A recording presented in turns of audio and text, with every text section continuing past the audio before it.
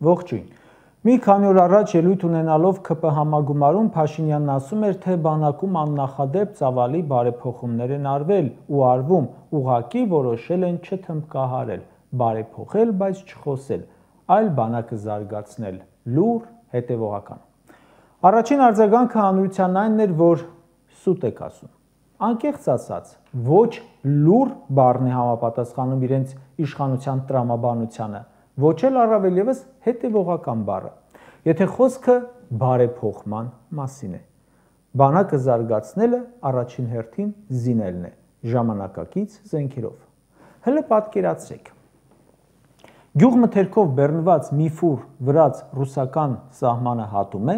էկոնոմիկայի նախարարը մի քանի հատ գրառում է անում ու վազում է եթեր։ Բա պատկերացրեք, որ հանկարծ զենքով բեռնված մի ֆուր մտնի Հայաստան, սրանք ինչքան կաղաղակեն, կթմբկահարեն։ Անտրամաբանական է, չէ՞ որ բանակին կլուբնիկ տան ու 2 տարի փիարվեն, բայց Իսկանդեր գնեն անաղմուկ։ Իմիջիայլոց ասեմ, որ ժամանակակից աշխարհում անաղմուկ զինվելը ուղղակի անհնար է։ Բայց երեք ՔՊ-ական կառավարությունը ընդունեց որոշում, որը հաստատեց այն մարդկանց տեսակետը, որոնք չէին հավատում բանակի զինմանը։ Ռազմական ծախսերը հաջորդ տարի կկրճատվեն 265 միլիոն դոլարով, ավելի քան 15%-ով։ Նախարարի աշխատավարձը չի կրճատվի, պարգևավճարը չի կրճատվի, պատավատն ու ախրանան չեն կրճատվի, զենքի, պատրոնի, երկրի պաշտպանության փողը կկրճատվի։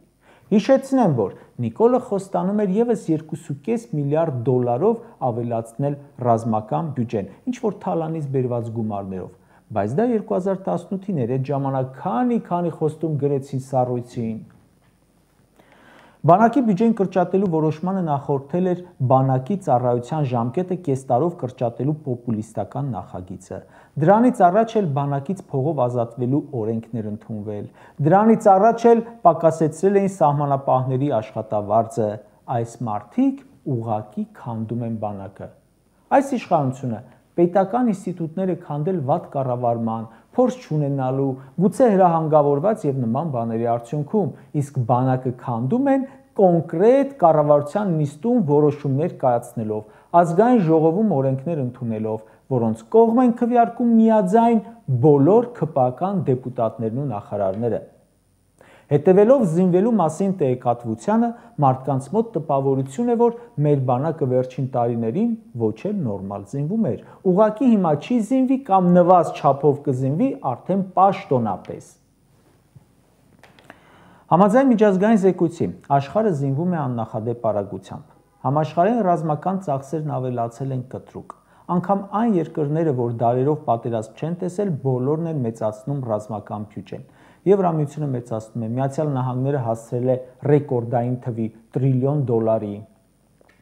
Գերմանիան 62 միլիարդ եվրոից հասցնելու է 153 միլիարդ եվրոյի, 60 հազարով էլ զինվորների թիվն է մեծացնում։ Կանադան հաջորդ տարի աննախադեպ ավելացնելու է, Ֆինլանդիան 6 միլիարդ եվրո է որոշել ծախսել պաշտպանական տեխնիկայի վրա, Ռումինիան ռազմական ծախսերն ավելացրել է 43%-ով, Նիդերլանդները 35%-ով, Շվեդիան, Չեխիան, Լեհաստանը, Դանիան,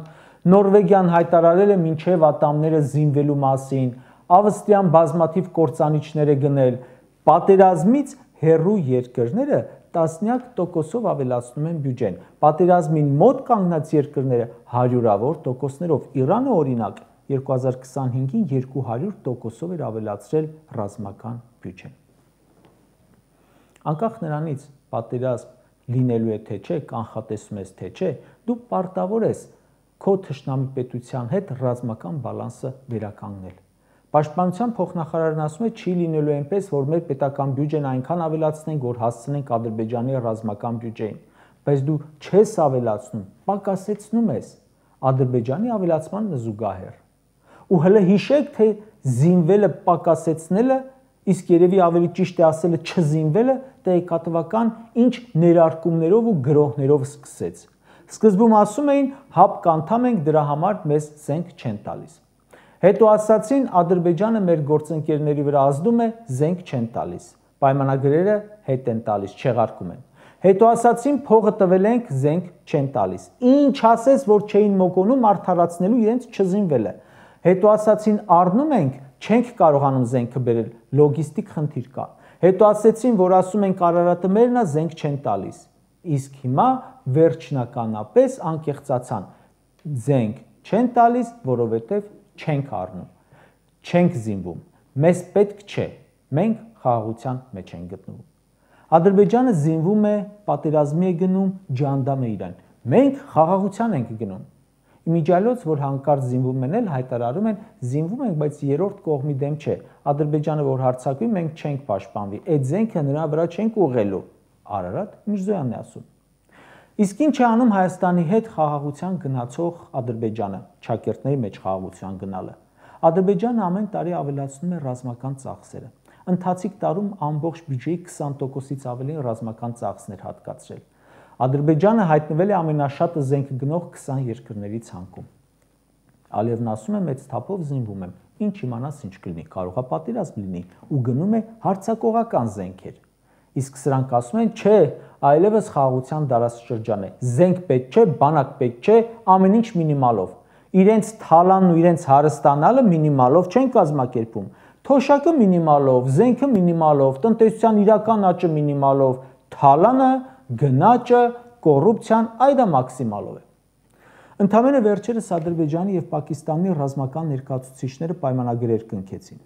Ադրբեջանը ձեռք է բերում կործանիչներ կնքելով Պակիստանի պատմության մեջ ամենամեծ պաշտպանական գործարքը։ Թուրքիան հայտարարեց Ադրբեջանի պաշտպանական արդյունաբերության արդիականացման օգնելու մասին։ Այս ամիս Ադրբեջանը ստացավ Իսրայելից զինամթերքի զինտեխնիկայի հերթական խմբականակը։